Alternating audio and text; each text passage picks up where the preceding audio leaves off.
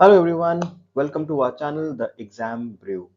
This is our first video and we will be helping you in your preparation for various examinations like UPSC, Judiciary, State PCS, CLAT, CAT among other examinations. The content will be useful for your general knowledge, for your general understanding of various concepts which would cover law, legal development, general knowledge, general awareness among other topics. This is our first video in which we would be discussing one of the most important topics for any entrance examination which has constitution, polity or law as its curriculum. So we would be discussing the topic of preamble to the Constitution of India.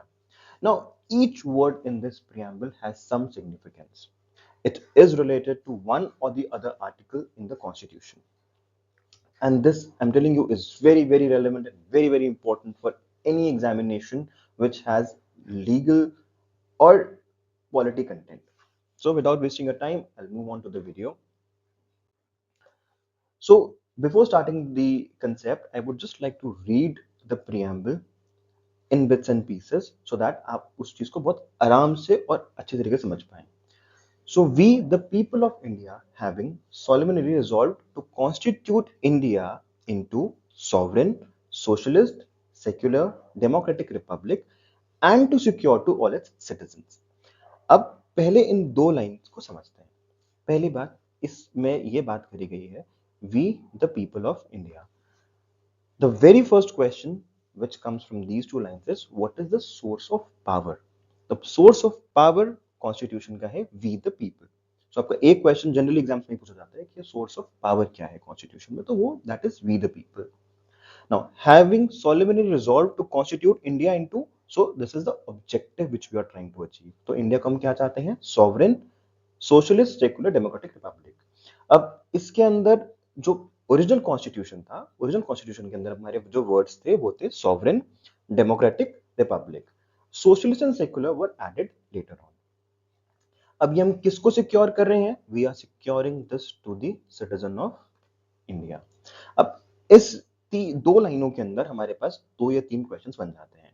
जैसे पहला question आपका बन गया source का, वो मैंने बताया आपको. दूसरा क्वेश्चन ये बनता है कि आपके कौन से वर्ड्स ओरिजिनली कॉन्स्टिट्यूशन में थे और कौन से बाद में ऐड हुए. तो इन दो लाइनों में से आपके socialist and secular were added. हाँ, एक वर्ड आपका इंटीग्रेटिव भी ऐड हुआ था बट उसके लिए हम बाद में बात करेंगे. फिलहाल के लिए इन दो लाइनों में से आपको सोशलिस्ट और सेक्युलर वर्ड ऐड हुए थे.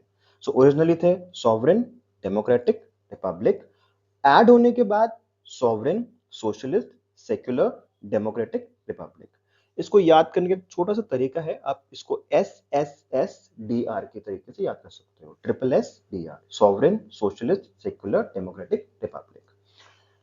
And to secure to all its citizens. तीसरा क्वेश्चन बनता है किसकी बात करी गई है प्रियम्बल में? सिटीजंस की बात करी गई है. उसके बाद आपके कुछ थीम्स आते हैं इसमें. अब हम सिटीजंस को क्या सिक्योर करेंगे? So we would be securing to the citizens justice, liberty, equality and fraternity. ये चार चीजें हम सिटीजंस को सिक्योर करेंगे, सिटीजंस के लिए सिक्योर करेंगे. अब एक बात समझो, लिबर्टी, जैसे मैं कोई एग्जांपल देता हूं, liberty of thought expression. Thought expression liberty आपकी कहां पे दे रखी है? Article 19(1)(a). Equality of status and opportunity, again your article 14 to 18. So basically मैं आपको जो कह रहा था कि जो भी आपके प्रियम्बल के वर्ड्स हैं वो कहीं ना कहीं आपके कॉन्स्टिट्यूशन में रिलेटेड हैं. And now integrity. This integrity word is also very important because this was also added by your 42nd constitutional amendment.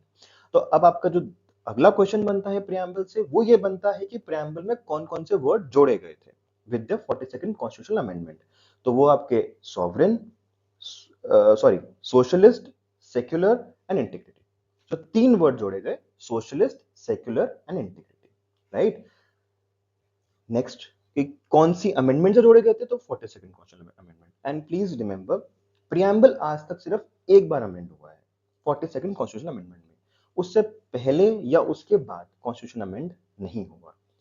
One more fact I would like to mention, 42nd constitutional amendment में आपके बहुत सारे articles में कुछ changes हुए थे, कुछ articles हटे थे, कुछ आर्टिकल्स ऐड हुए थे. तो वो सब के लिए I will make a detailed video. वो धीरे धीरे करके I will be uploading the videos on constitution, जिसके अंदर मैं आपको सब कॉन्सेप्ट्स कॉन्स्टिट्यूशन के धीरे धीरे सब सारे समझाऊंगा. In our Constituent Assembly, this 26th day of November 1949. अब preamble में हमने कौन सी डेट दी गई है? 26 नवंबर 1949. So relevance of today is 26 नवंबर को हम लोग संविधान दिवस मनाते हैं और ये कॉन्स्टिट्यूशन डे, जिसको हम लॉ डे भी कहते हैं. So basically आपका यहाँ पे जो बात करी गई 26 नवंबर को अब हम लोग प्रेजेंट डे में संविधान दिवस मनाते हैं. तो आपके अब ये एक क्वेश्चन और आ गया. We do hereby adopt, enact and give to ourselves this constitution. तो एक और क्वेश्चन कि आपका कॉन्स्टिट्यूशन इनैक्ट किस दिन हुआ था या अडॉप्ट किस दिन हुआ था, वो सब डेट्स आपके 26 डे ऑफ नवंबर 1949 है.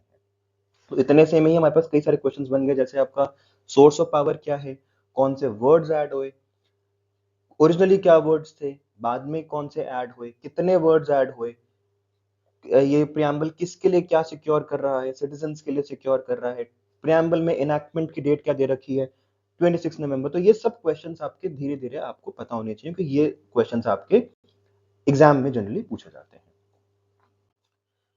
नाउ प्रियम्बल का आइडिया कहां से आया? तो प्रियम्बल का आइडिया आया था objective resolution bye Pandit Jawaharlal Nehru ji.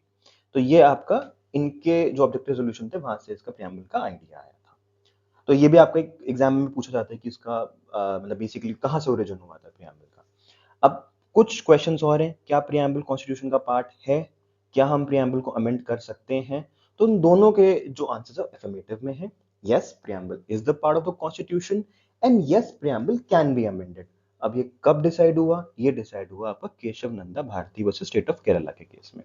इससे पहले एक दो केसेस थे, जैसे रीबेरीबेरी का केस था, उन सब केसेस में प्रियम्बल के लिए बहुत ऐसे नहीं बताया गया कि प्रियम्बल पार्ट नहीं है या नहीं है. So it was held that preamble is not a part of the constitution very.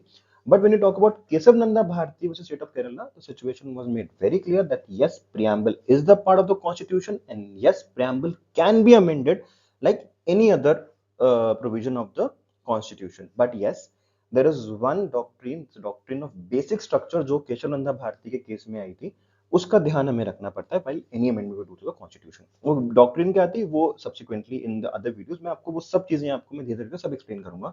In all the in I will making a lot of videos on constitution. तो सब वीडियोस के अंदर कुछ ना कुछ नई चीज आपको एग्जाम के हिसाब से मैं आपको एक्सप्लेन करूंगा.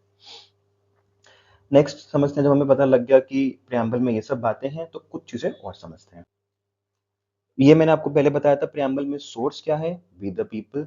Second, nature of Indian state की अगर बात करी जाए तो नेचर ऑफ इंडियन स्टेट क्या बताया गया? नेचर ऑफ इंडियन स्टेट बताया गया आपका ओरिजिनली क्या था, sovereign democratic Republic. 42nd amendment के बाद क्या बनाया गया, sovereign socialist secular democratic republic. अब अगर हम ओरिजिनल की बात करें तो सोवरेनिटी का मतलब क्या होता है? सोवरेनिटी का मतलब ये होता है कि हम लोग अपने डिसीजंस खुद ले सकते हैं, like we can take our own decisions and we are not bound by any external or internal pressure. Democratic which means that we have the right to choose our own government. जो आपके ऐसे जो elections होते हैं आपके, तो we have the election process और उसी से हम लोग की जो गवर्नमेंट है उसको इलेक्ट करते हैं. रिपब्लिक की जब आप बात करते हैं, रिपब्लिक का मतलब ये होता है head of the state is not a monarch, the head of the state is also elected. जैसे हमारे प्रेसिडेंट का इलेक्शन का इट्स एन इनडायरेक्ट इलेक्शन. वो एक उसका प्रोसीजर है, वो पूरा जब मैं प्रेसिडेंट के ऊपर एक प्रेसिडेंट ऑफ इंडिया के ऊपर एक कॉन्स्टिट्यूशन में जो प्रोविजंस उस पर वीडियो बनाऊंगा तो उस पर I will explain everything, how the election is done, कौन इलेक्शन में पार्टिसिपेट करता है, क्या क्या किस किस स्टेट का या किन का क्या रिप्रेजेंटेशन है, वो सब चीजें आपको प्रेसिडेंट वाली जो प्रेसिडेंट का कॉन्स्टिट्यूशनल प्रोविजन से जो वीडियो बनाऊंगा उसमें आपको सब चीजें in detail I explain. After the amendment, these two words were added, socialist and secular, which I've already told you. Now there are some themes of the constitution जो आपके ये justice, liberty, equality and fraternity की बात करी गई है. अब जब हमें इतना समझ में आ गया, this means that yes, preamble is something very important. तो शायद preamble के लिए किसी ने कुछ कहा भी होगा. So preamble के लिए Justice P.N. Bhagwati said, preamble is the key to the minds of makers of constitution. And this is very important. I'm telling you, ये direct questions आता है इसमें कि ये किसने बोला. Preamble is the identity card of constitution. पालके वाला जी ने ये बात बोली थी. And these things, these are the direct questions which come. तो ये आपको पता होना चाहिए कि ठीक है किसने ये सब बातें बोली.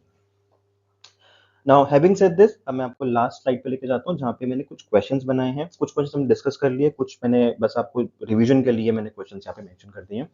एंड वी विल ट्राई कि हमारी जो भी लास्ट की 2-3 स्लाइड्स होंगी उसके अंदर हम लोग क्वेश्चंस इंसर्ट करेंगे जो कि या तो कहीं से पहले पूछे किसी एग्जाम में पूछे गए होंगे और which we feel that they are relevant, so will be adding those questions so that आपका जो एक इस पूरे वीडियो से टेक अवे होगा वो आपको एंड में हम लोग समझा सकें, which will be very very important for you. So इसको एक बार समझ लेते हैं इसमें क्या है। So first thing, can the preamble be amended? Yes, it can be amended. Is by which amendment? It was by 42nd amendment. Is preamble a part of the constitution? Yes. Source, we the people. And enactment की date क्या थी? 26 नवंबर 1949। तो ये कुछ चीजें हैं जो preamble के लिए आपको पता होनी चाहिए, एग्जाम पॉइंट ऑफ व्यू से, जनरल पॉइंट ऑफ व्यू से भी। हमारे देखो कॉन्स्टिट्यूशन के बारे में सबको थोड़ा पता होना चाहिए, what is the constitution, what are the rights available to citizens, what are right available to non citizens. तो ये सब चीजें हम धीरे धीरे करके इन वीडियोस में डिस्कस करेंगे। And at the last, I would like to request you all to please subscribe to our channel. Do give your comments that how was the content. If you want us to make video on specific contents, we can look into that. अगर वो हमारा expertise या domain हमारा रहा, we can make videos on that also.